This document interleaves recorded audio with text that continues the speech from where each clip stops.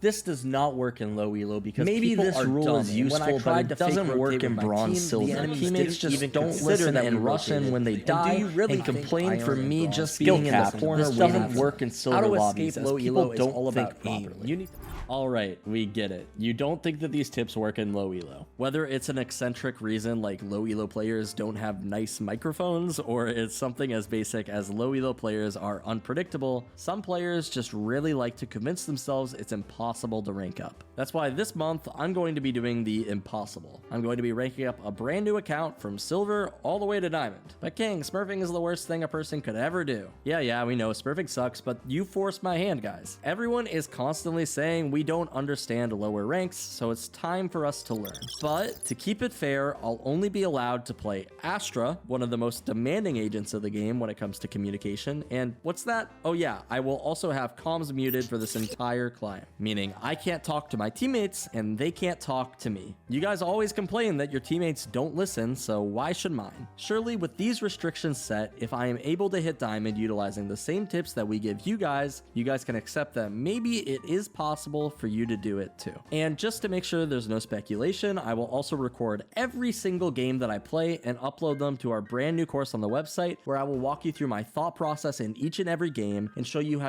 you too can play around your horrible teammates that you have to deal with every single game. As always, everything on the site is backed by our rank improvement guarantee, so if you check out the site and for some wild reason we can't help you rank up, you'll get your money back, no questions asked. I get it. Sometimes it makes us feel better to pretend like everything is out of our control. But in this course, I will prove to you that it's not only possible to rank up out of any rank, but I will show you exactly how to do it. So if you actually want to rank up in Valorant, this is your best chance yet. Now, just so we're clear, there's actually 2 reasons why I'm torturing myself by doing this climb. The first reason is quite simply because I believe that SkillCapped creates the best Valorant guides that you can find anywhere on YouTube. I've been creating Valorant guides since day 1 of the beta, and trust me when I say I have watched some pretty dog shit guides. Heck, I've probably created a few myself over the years. If you upload hundreds of videos, surely some of them aren't going to be perfection. But it breaks my heart when I watch an incredible guide from one of our creators and there's always without fail someone trying to discredit their tips. It's probably just some kid in Iron who watched the video, queued up one game, and then lost horribly, only to leave a comment about how he stole his elo and he hates SkillCapped, but it's still frustrating to see nonetheless. That's the first reason I wanted to do this, because if this is what I've got to do to show players how to get out of elo hell, then that's what I'm going to do. The second reason though is because maybe there is some truth to these comments. I don't play in low elo often. Back in the beta, I was actually placed in Iron, but I haven't really done the full climb since then. To be clear, I don't think that little Timmy who's commenting on our videos is actually applying all of the advice we're giving him. I think he's probably just bad at the game, but maybe there is something I'm missing that I really need to put myself in the shoes of a silver player to realize. Spoiler alert, there was something I was missing, and after realizing it, it was incredibly eye-opening for me and has even helped me in playing on my matches on my main account in Immortal right now. Before I spoil the secret though, I do want to talk about the elephant in the room. Obviously, an Immortal ranked player is going to have an aim advantage in silver elo. While from these clips, you'll notice my aim isn't always perfection, I will admit there are definitely times where my aim really did shine. Something that is very important to recognize though is that there are quite literally players who are stuck in platinum with better aim than me. What's really important is that for all of these clips where we've shown you where my aim seemed exceptional, there are very conscious things that I'm doing that are helping me land those shots. For example, let's start out with this first clutch. Smoking spawn for our teammates, staying alive.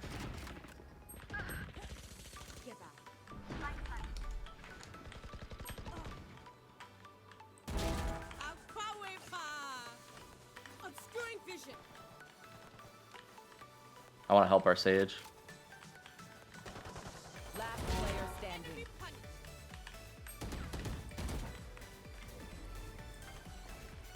Could be close to me. So they haven't tapped it yet. So I'm just going to hold. This guy could flash. So I kind of want to play close to this pillar. And they're not on because I sucked them off of it. I'm going to wide swing. Nice.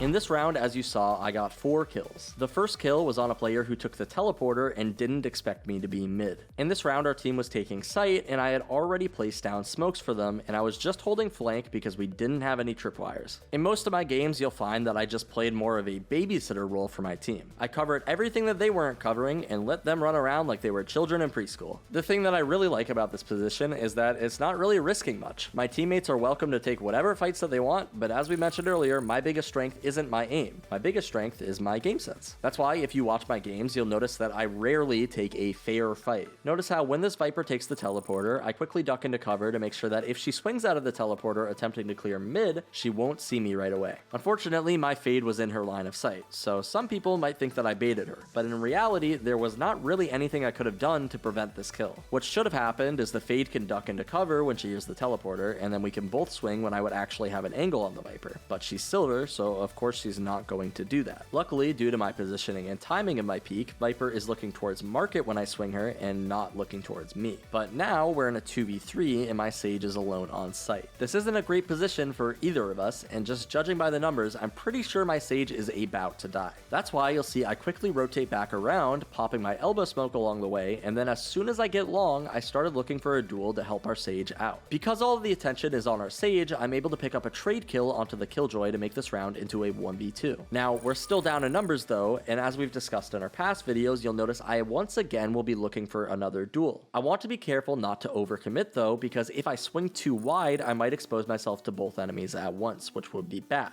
That's why you'll see I jiggle and then I immediately fall back and place a star on the spike. This star is going to be a blessing for me as I can use it to buy myself more time in this 1v2 so that I don't need to take as many risks. This is why after placing this star, you'll notice I immediately stop peeking and wait for them to make the next move. I can only assume because I just peeked them that they are waiting for me to peek again since they don't tap the spike for a while. But as long as they haven't tapped the spike, I actually don't need to use my gravity well, because if they don't tap the spike, you guessed it, they can't defuse it. This is crucial because I want to use up as much time as possible. Now in a higher rank, what you'll actually see is that if there's this long period of time like this where they should be starting to defuse but they're not, what that generally means is that the enemies are pushing you. In this case, that likely would have been a good call, and that's why you'll see I actually start to tuck really close to this pillar on my left. My hope is that if Skye tries to flash around this corner to kill me, I could tuck into the pillar and give myself enough cover to dodge the flash.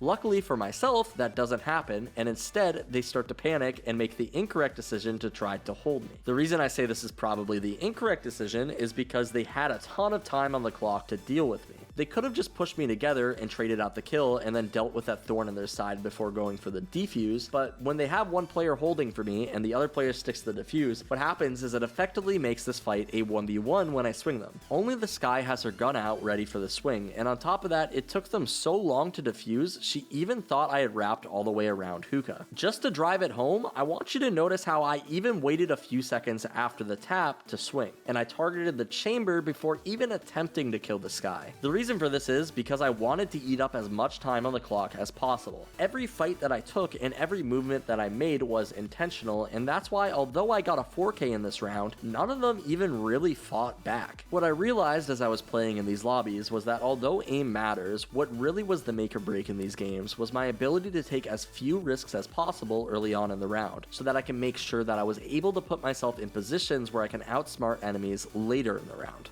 Just staying alive, that's all I gotta do. I stay alive until later in the round, we win, right? That's all I gotta do. The reason that this works, by the way, is because I know that I'm capable of making the right decisions. And if you've been watching our SkillCapped guides for like this long, you should probably know you are also capable of making the right decisions. This brings me to the topic of this first video though, which is that playing in lower ranks is way too unpredictable. This is the main comment that we get on videos, and if you guys are looking for that validation, you are correct. Silver players are incredibly unpredictable. Not just the enemies either, but my teammates as well.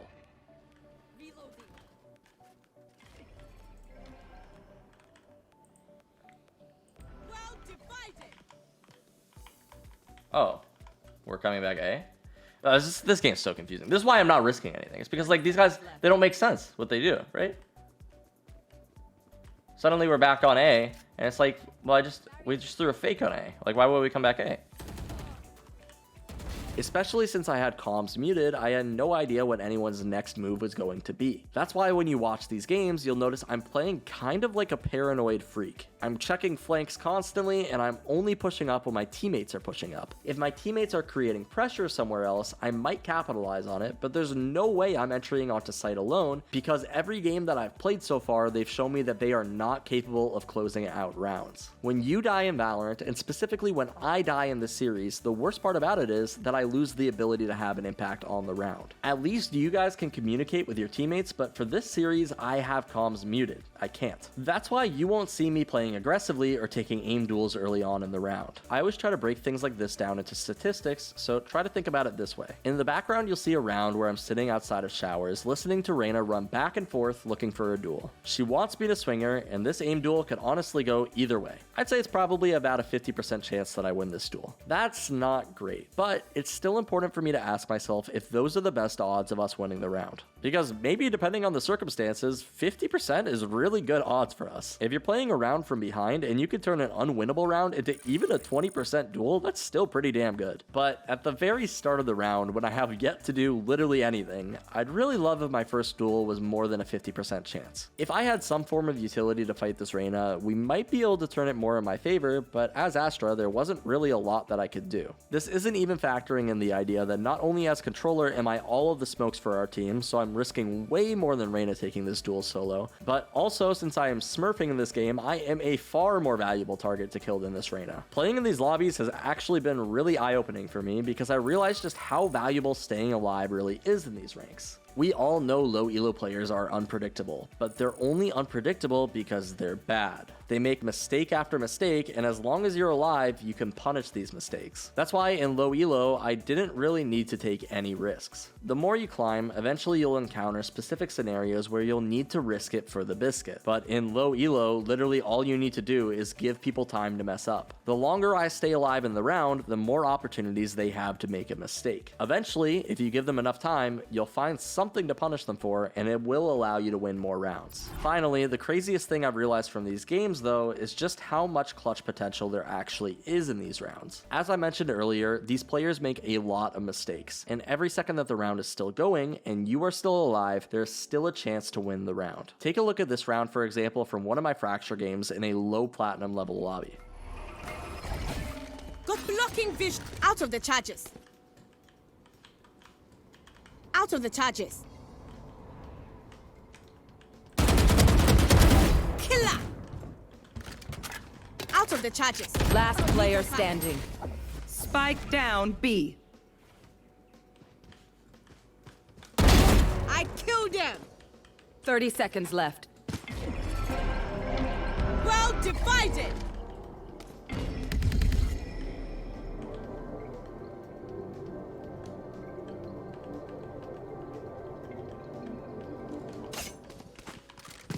You should run. I have the spike. 10 seconds left. Spike planted.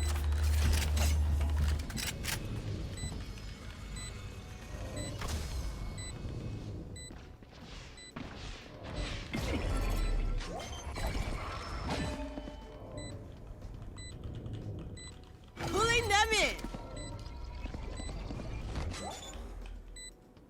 One enemy remaining.